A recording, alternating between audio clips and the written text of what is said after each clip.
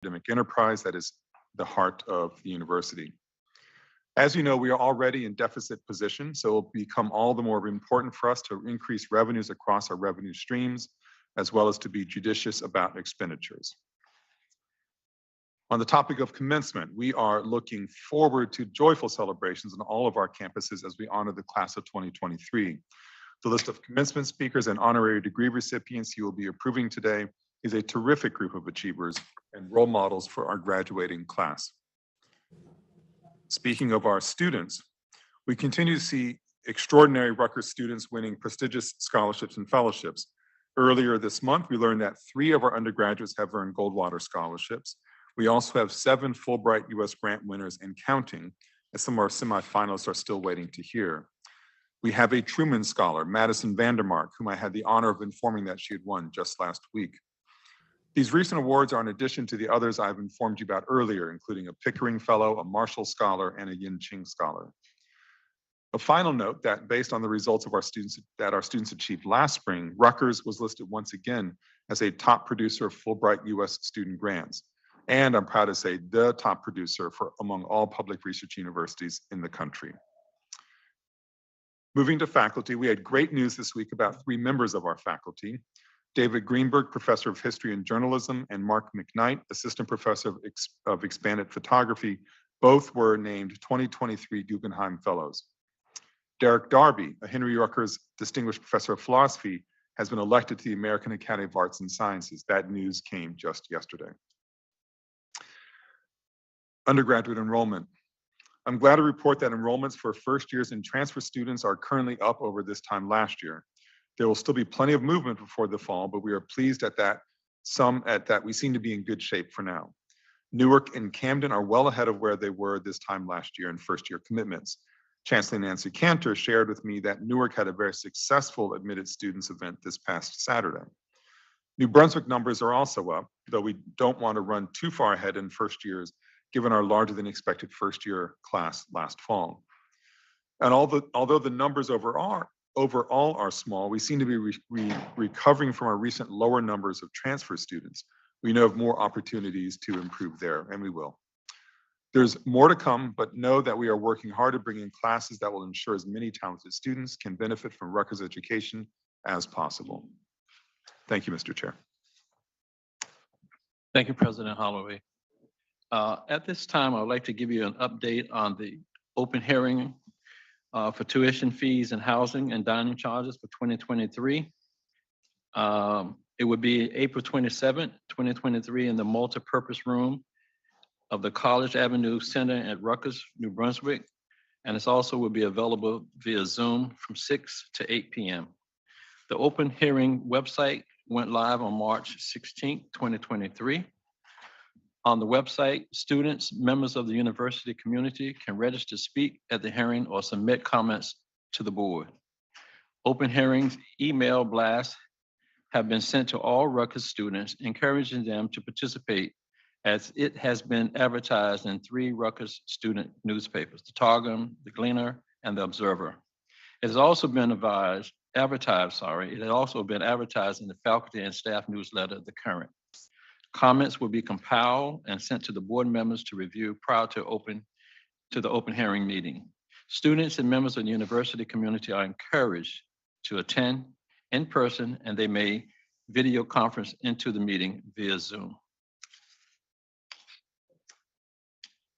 I hope that all of you get a chance to attend the open hearing in April.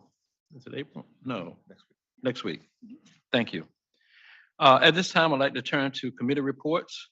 I'm going to ask for the Committee on Academic and Student Affairs to make their presentation. May I turn to Ms. Davrick, please? March. Yeah. Excuse me, I just lost my voice. The meeting was held on March 30th, 2023. Okay, thank you. Okay. Mr. Michael Gower, Executive Vice President, Chief Financial Officer, and University Treasurer, review the budget process as of February, noting the university is performing to budget, which includes an anticipated deficit. Mr. Gower also detailed preliminary fringe rates for FY23 and reviewed some factors that could impact FY24 as well as opportunities. Dr. Prabhas Mogi, Executive Vice President for Academic Affairs, reviewed undergraduate research at Rutgers and shared survey data from FY21 on research by students at Rutgers University, New Brunswick, and Rutgers Biomedical and Health Sciences, noting that data for Rutgers University Camden and Rutgers University Newark will be included in the FY22 and FY23 results. Dr. Mogi updated the committee on the work Academic Affairs has done in the areas of faculty advancement, recognition, academic support, scholarship, and experiences. The committee then heard from each chancellor-led unit as they detailed their respective faculty development and retention initiatives. Dr. Mogi introduced Dr. Kim O'Halloran, Vice President for Academic Planning and Administration, who discussed the importance of community-engaged scholarship at Rutgers and discussed health disparities and social determinants of health. The committee then heard from representatives of each chancellor-led unit as they discussed the Rutgers Equity Alliance for Community Health, the Community Engaged Scholarship Task Force, and the New Jersey Healthcare Essential Worker Outreach and Education Study testing overlooked occupation. Lots of letters that go with each of those. The speakers reviewed their collective efforts to establish a common definition of publicly engaged scholarship across all chancellor-led units. Dr. Denise Hyen, Vice Provost for Research for Rutgers, New Brunswick, next explained that the School of Arts and Sciences and the School of Communication and Information are proposing 2-degree programs in data science, a Bachelor of Arts and a Bachelor of Science. She noted that data science minors were very successful and a data science major was requested by students. She explained that 12 data science experts from many different disciplines reviewed the curricula and their feedback was incorporated into the proposal. The committee agreed to endorse the 2 resolutions establishing the data science majors for board approval, which have been placed on the consent agenda. Philosophy and Doctor of Philosophy in Women's and Gender Studies were being changed to Master of Arts, Master of Philosophy, and Doctor of Philosophy in Women's Gender and Sexuality Studies to better reflect existing graduate faculty expertise and engagement with sexuality studies, the trajectory of the field, national and internationally, and curricular development to meet student interest. Dr. Brian Strom, Chancellor of RBHS, advised the committee that total credit requirements for the Bachelor of Science in Cardiovascular Sonography degree program offered by the School of Health Professions were being changed from 120 to 122 credits. There was a word missing. Based upon the program's recent re-accreditation review and site visit, as well as a push toward providing research and healthcare policy course competencies. The committee met in executive session where Dr. Mogi explained the role of the committee and board in faculty personnel actions involving appointment and promotion to and within the tenured ranks. The committee then discussed personnel matters, which included tenure, appointment recommendations, and an administrative appointment with tenure recommendations. The committee agreed to endorse these recommendations for board approval, and they have been placed on the consent agenda.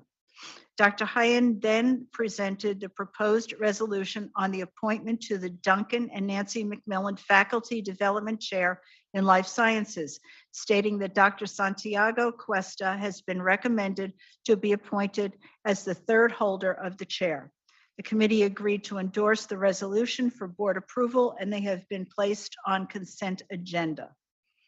Chancellor Strom then presented the proposed resolution creating the Daniel Schneider MD Endowed Early Cancer Professorship in Cognitive Neurology, explaining that the professorship honors the legacy and life's work of Dr. Daniel Schneider, who began his career in the Robert Wood Johnson Medical School's Department of Neurology and was a beloved educator and clinician. He added that the professorship will honor, retain, or recruit early career scholars in the field of cognitive neurology for service on the faculty of the university. The committee agreed to endorse the resolution for board approval, and they have been placed on the consent agenda. Now, on behalf of the Committee on Academic and Student Affairs, I have the pleasure of presenting the board's approval, the following candidates for the award of honorary degrees to be named as commencement speaker in May 2023. Beginning with Rutgers University Camden, I would like to present Ms. Dana Red to receive an honorary degree of letters degree during the Rutgers University Camden and graduate school commencement.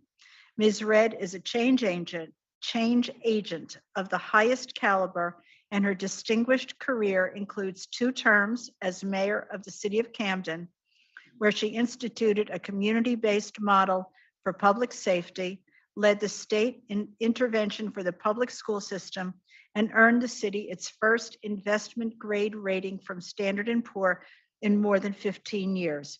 Her entire career has been and continues to be dedicated to the people of New Jersey. Mr. Chairman, I so move. Can I get a second? Any discussion? All in favor? Aye. Any opposed? Any abstentions? The motion carries. Thank you, Ms. Derrick. Continue. I would also like to present Mr. Terrence Blanchard for the award of an honorary doctorate of fine arts and to serve as commencement speaker at Rutgers University, Newark. Mr. Blanchard is one of the most accomplished jazz musicians in the world with 14 Grammy nominations. He also is an extraordinary educator in the jazz field, has a major commitment to human rights, civil rights, and racial injustice, and uses jazz as a platform to think about global human justice issues and applies it locally to questions of racial equity. As Rutgers Newark has the world's leading jazz archive in the Institute of Jazz Studies, Mr. Blanchard's nomination is very fitting. Mr. Chairman, I so move. Can I get a second? Second. Any discussion? All in favor? Any opposed? Any abstentions? The motion carries. Thank you, Ms. Derrick. I would now like to present the candidates for the award of honorary degrees and commencement speaker on May 14th, 2023 for Rutgers University, New Brunswick, and Rutgers Biomedical and Health Sciences. First, I would like to present Mr. Mark A. Angelson to receive an honorary doctorate of humane letters. Mr. Angelson has served as chair and vice chair of the Board of Governors, and his extensive volunteer and professional accomplishments, including his work as chairman of the Institute of International Education and member of the President's Intelligence Advisory Board within the Executive Office of the President of the United States, are exemplary. Mr. Angelson is a graduate of Rutgers College and Rutgers Law School, is a member of Phi Beta Kappa, and has been inducted into the Rutgers University Hall of Distinguished Alumni. The next is, I would like to present Dr. Catalin Carrico to receive an honorary doctorate of science in recognition of her incredible work over 4 decades researching RNA-mediated immune activation, which eventually led to the creation of the FDA-approved mRNA vaccines by Pfizer, BioNTech, and Moderna, and helped fight the global coronavirus pandemic. A native of Hungary, Dr. Carrico is a co-inventor of 14 patents and an adjunct professor of neurosurgery at the University of Pennsylvania's Perelman School of Medicine, where she has worked for 24 years. She was also the Senior Vice President at BioNTech and is the recipient of numerous prestigious awards for her groundbreaking research. Finally, I would like to present Ms. Cheryl Lee Ralph to receive an honorary doctorate of fine arts and to serve as the commencement speaker for Rutgers University, New Brunswick, and Rutgers Biomedical and Health Sciences. Ms. Ralph's acclaimed career as an actress, director, and writer spans 3 decades and includes her current role starring as Barbara on ABC's smash hit comedy series Abbott Elementary, which garnered her an Emmy for Outstanding Supporting Actress in a Comedy Series. The Critics' Choice Award for the Best Supporting Actor in a Comedy Series, and numerous nominations, including a Golden Globe. Ms. Ralph is also well known for her roles in Dreamgirls, Sister Act 2, Moesha, Instant Mom, Ray Donovan, and as Madame Morrible in Wicked. Ms. Ralph was awarded the first Red Ribbon Award at the United Nations for her unique use of the arts in HIV/AIDS activism, and was recently appointed as an AIDS ambassador for Jamaica's Ministry of Health. In October 2022, Ralph became the recipient of the Order of Jamaica. A member of the first co-ed class at Rutgers College, Ms. Ralph graduated at the top of her class at just 19 years of age and was Rutgers' youngest female graduate at the time of her graduation. Mr. Chairman, I so move. I get a second? Any discussion? All in favor? Any opposed? Any abstentions? The motion's carried. Before we move on, I just would like to make a comment about the esteemed Vice Chair who will be receiving an honorary doctorate degree. I'm so pleased that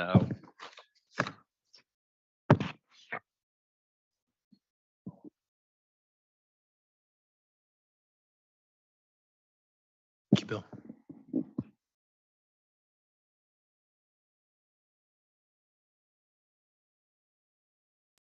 Your mic is off. sorry about that. Thank you. Thank you, Kevin. Could you say it all again? Because I love hearing good things about Chairman. What did you say?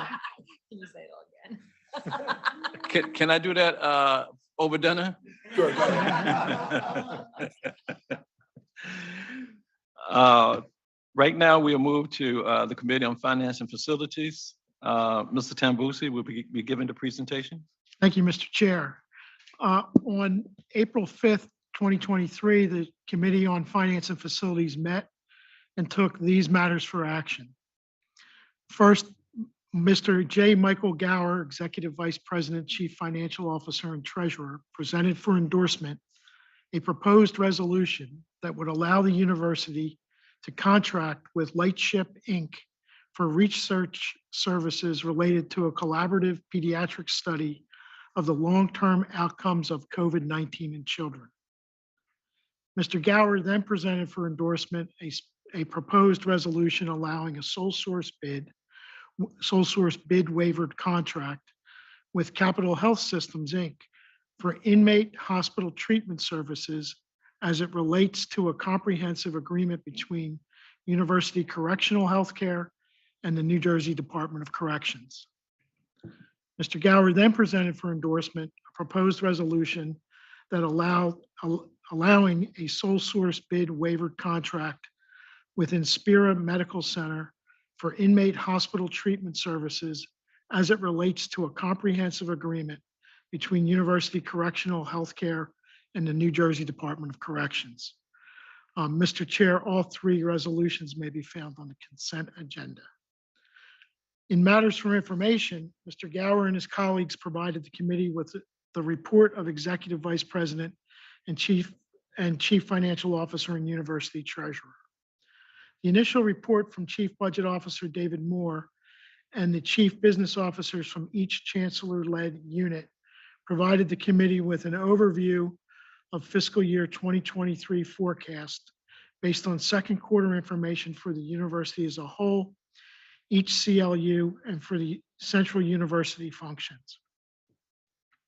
I just want to note that at that time, Mr. Larry Gaines from Camden presented his last report before he retired after years and years of service to the university, particularly the Camden campus. Mr. Gower followed with a presentation to the committee on fiscal year 2024 budget development process. He shared with the committee that as the university moves away from receiving supplemental federal and state relief funding related to the pandemic, that a structural budget deficit became clear, a result of the flat or reduced unrestricted revenues and increases related to inflation and related COVID costs that continues to have an impact on operations. Mr. Gower reviewed the current challenges or limitations on revenue and expense line items that will move into and impact the fiscal year 2024 budget, as well as the efforts that took place during the fall as the university's central and campus administrative offices collectively reduced their total cost needs for fiscal year 2024. Mr. Gower then concluded with a list of both short and long-term opportunities that are necessary as we move to address the structural deficit over the next 2 to 3 fiscal years. Mr. Chair, that concludes my report from the April 5th, 2023 meeting of the Committee on Finance and Facilities. Thank you, Mr. Tambusi. We'll turn now to the Committee on Audit. Ms. Heather Teller. Thank you, Mr. Chair. Committee on Audit met on Thursday, April 20th, 2023 in person and via Zoom. The following matters for information were presented. Ms. Shelley Massey, KPMG lead partner, reported that all fiscal year 2022 audit deliverables have been issued, including the university financial statements and the federal and state single audits. The committee met in executive session with the KPMG auditors. Mr. Guy Albertini, Chief Information Security Officer, presented on cybersecurity and the Information Security Office's initiative to reduce attacks. Ms. Rachel Honig, Vice President and Chief University Compliance Officer, introduced 2 new members of her team, Mr. Douglas Orr, Chief Audit Executive, and Ms. Jewel Battle, UEC Policy Manager. She also provided a status update on the policy management project. Mr. Eugene Simon, Associate Vice President and Deputy Chief Enterprise Risk Management, Ethics, and Compliance Officer, provided an update on billing and coding audits and the implementation status of the MD audit system. Ms. Erin Egan, Director of Audit and Advisory Services, provided the status of calendar year 2023 audit plan and provided highlights from recently completed reviews and the implementation status of recommendations from past audits. The committee then met in private session with Mr. Gower and Ms. Honig. Mr. Chair, that concludes my report on the Committee on Audit. Thank you, Ms. Teller. At this time, I'll ask for the Committee on Health Affairs, Ms. Towers. The Committee on Health Affairs met on March 30th, 2023 at 9 a.m. We began the meeting with a presentation from Dr. Ethan Holm, the Vice Chancellor for Population Health, who presented on learning health systems, the development, and he discussed the methods through which learning health systems seek to continuously improve care and outcomes for our patients. He explained that Rutgers has established a learning health system innovation and implementation subcommittee and updated the committee on early LHS pilot projects, as well as the grant and application process. Dr. Holmes stated that the goal is to establish a program that trains the next generation of LHS scientists and outlines specific aims, training pathways, and project types of the Learning Health System Scientist Training and Research Center, New Jersey. We then had a research update from Dr. Bisher Omri, the Senior Vice Chancellor for Academic Affairs and Research. Dr. Omri provided an overview of research funding for the university and RBHS from FY19 to FY23. He shared the NIH award grant totals and rankings report from FY20 to FY22 by Chancellor Unit and reviewed Blue Ridge rankings of NIH awards from FY18 to FY22 by RBHS schools. Dr. Omri then shared RBHS medical school funding by NIH Institute and NIH funding to New Jersey colleges and universities. Dr. Omri then reviewed data for NIH training grants received by RBHS and compared RBHS with other Big Ten medical schools.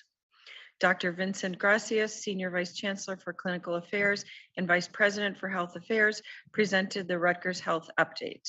He began by highlighting Lee Blanati Biswas, an MD and PhD candidate at Robert Wood Johnson Medical School and winner of the 2022 American Medical Association's National Research Competition. Dr. Gracias then reviewed the success of the university's medical school students on match day, as well as recent visits from the Accreditation Council for Graduate Medical Education. He also announced that Rutgers Emergency Medicine Advanced Practice Provider Fellowship will launch for the 2023-24 academic year and will expand education and training for nurse practitioners and physician assistants who are interested in practicing in emergency departments, and described it as the first program of its kind in the country. He then reviewed goals for the interprofessional health education program and noted that Rutgers is uniquely positioned to advance the state's goals to mitigate primary care workforce shortages and ensure access to equitable health care for all New Jerseyans. Dr. Brian Strom, Chancellor for Rutgers Biomedical and Health Sciences and Executive Vice President for Health Affairs, also highlighted the success students from the medical schools had on match day this year, noting the proportion of students from both schools that chose to stay in New Jersey. He updated the committee on the Envisioning the Future of Academic Medicine process, reviewed significant grants received by RBHS, and discussed developments in recent RBHS searches. Dr. Strom then discussed progress that has been made on fostering the Rutgers Health brand, shared updates on the Helix project, and concluded with a review of RBHS selected points of pride from 2013 through 2023. Finally, Ms. Kathleen Bramwell, Senior Vice Chancellor of Finance and Administration, provided an update on the RBHS financial performance overall and by unit, and reviewed significant sources of revenue and expense. This concludes the report of the Committee on Academic Affairs. The Committee on Health Affairs. Thank you, Mr. Chairman. Thank you, Ms. Towers.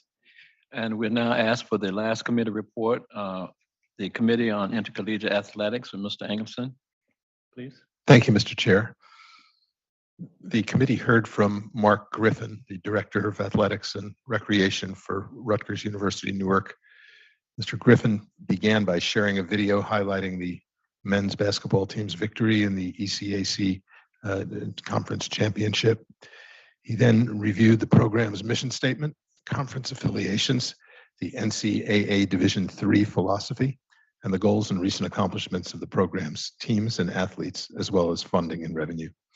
Mr. Griffin also provided the committee with overviews of the campus's facilities, the Rutgers Athletics Program's website, and the social media platforms, Raider Vision broadcasts, and intramurals and recreation.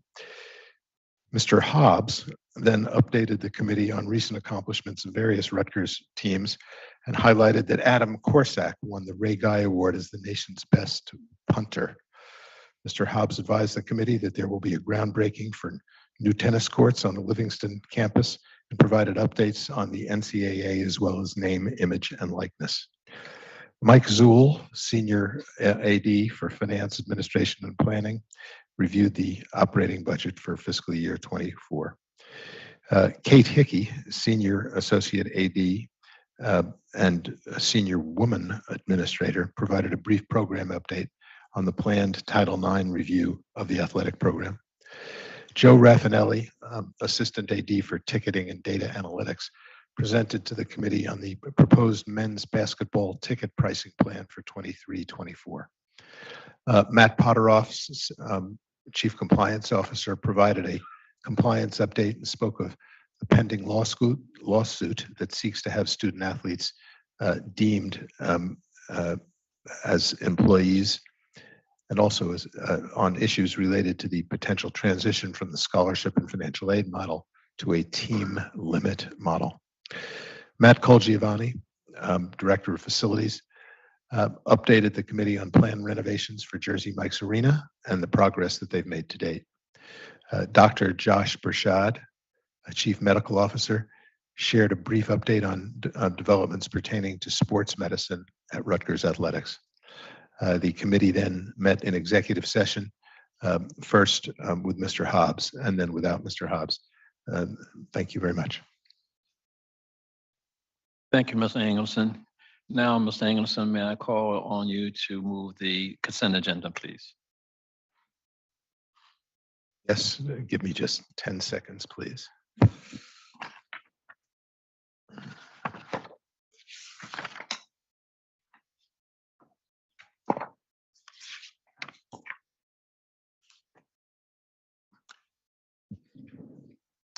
Are there any items that any member of the board wishes to be removed from the consent agenda? Hearing none, upon recommendation of the Committee on Academic and Student Affairs and the Committee on Finance and Facilities, I move that the board approve the items contained in the consent agenda. I get a second, please. All in favor? Any opposed? Any abstentions? The motion carries. At this time, I'd like to call on Mr. Mike Gower to give us an update from the Joint Committee on Investments, please. Thank you, Mr. Chair. The Joint Committee on Investments met on March the 8th. During that meeting, Chief Investment Officer Jason McDonald and representatives from Fund Evaluation Group reviewed with the committee the portfolio's current asset allocation and conducted the annual review of that allocation. It's noted the committee had a robust discussion regarding the current asset allocations and expectations going forward. There were no changes made to it at that time. Mr. McDonald and I reviewed with the committee the university's spending policy and recommended no changes to be made for the next fiscal year. Then there was a review of fiscal year performance as it related to the current release of NACUBO's FY22 endowment report. We also had a discussion of the performance of the long-term investment pool up through December 31st with some additional information regarding more recent performance, where we are starting to see light at the end of the investment tunnel there. Mr. McDonald conducted or reviewed with the committee the office's annual survey of information regarding ESG and current processes and practices of that. There were two recommendations made regarding investments themselves, a $15 million allocation to a private diversifying strategy and the redemption of another fund. The information for that is contained in the minutes. Mr. McDonald then conducted an overview of expected activity for the next fiscal year. Following that, a review of the current year's investment office budget, proposed budget for next year, and goals for both fiscal 22 and future goals for the current fiscal year. Mr. Chair, that concludes my report. Thank you, Mr. Gower. At this time, I'd like to ask Dr. Simons to give a report on the University Senate, please. Thank you, Mr. Chair. Since the last BOG meeting, 2 Senate meetings were held remotely over Zoom. The Senate welcomed Chancellor Cantor for the Newark campus report and President Holloway for Q&A at the March meeting. The Senate co-sponsored a workshop on March 27th through the Office of Teaching Evaluation and Assessments Research, known friendly as OTTR. The workshop was entitled Faith Zones and Religious Observations in the Classroom. And the workshop was developed from a student request to the Senate earlier this year to respond to experiences of students missing class sessions for religious or cultural observances that are not recognized as university holidays. The workshop was a success, and I wanted to give kudos to OTTR for their collaboration and quality product that was put out. The Senate passed several reports and resolutions available publicly at the Senate website: S2201 on approved electronic notebooks, a resolution on honoring picket lines, a resolution about access to the Rutgers email list, and a resolution on promoting a beloved community through fair and equitable contract negotiations and refraining from injunctions. I would like to take a moment to acknowledge the continued diligence and perseverance of everyone at the bargaining table to better the experience of all at Rutgers. Thank you. The final meeting of the University Senate will be held next Friday. Elections for the next academic term will be held. The Senate will also welcome Chancellor Provost Fran Conway to for the New Brunswick campus report. Lastly, words of congratulations to share. Congratulations to Dr. Vicki Hewitt for her 1-year anniversary as the Senate Executive Secretary in March. We recruited her from Penn State, and we couldn't be happier. Congratulations also to Mr. John Oliver on his appointment to the Chief of Staff position for Chancellor Provost Conway this April. Best of luck to you, John. The Senate is fortunate to have such esteemed colleagues that work diligently on behalf of the university community, and I am so privileged to work with such amazing leaders. Congratulations to Vicki and John. Best wishes to our students approaching exam week, and congratulations to the class of 2023 as we approach graduation ceremonies. That concludes my report. Thank you, Mr. Chair. Thank you, Dr. Simons. At this time, I will ask, is there any old business? Hearing none, is there any new business? Okay, hearing none. As we wrap up, I will ask President Holloway if you have any final remarks. Not at this time, thank you. Thank you, President Holloway. At this time, I'll entertain a motion to adjourn. Moved. All in favor? The meeting is adjourned. Thank you, everyone.